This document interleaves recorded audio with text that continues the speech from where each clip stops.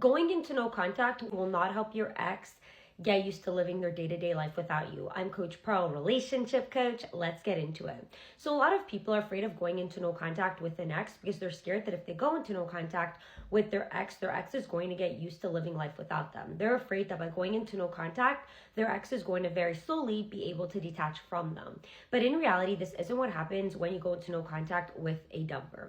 So when an ex already chooses to break up with you, they've already premeditated the breakup, so they've already thought of breaking up with you in advance, and they're already feeling, for the most part, pretty relieved to go through with this decision. Yes, some exes might have some moments of sadness at the beginning, but for the most part, they're feeling relieved. They've wanted this breakup. They thought it through.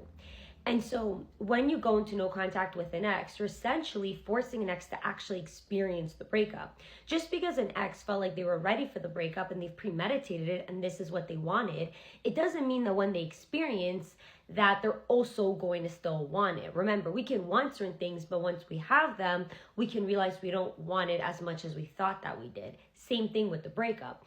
And so although you're afraid that by going into no contact, your ex might start detaching from you or getting used to living life without you, it's the opposite. It's much easier to detach from somebody when you still have them. When you still have a person, you can very slowly start mentally detaching from that person. You can take more space, more distance, spend a little bit less time here and there, and very slowly get used to life without them. But when an ex breaks up with you and you eventually go into no contact, your ex now is forced to actually experience what life is like without you. Your ex doesn't have the opportunity to detach.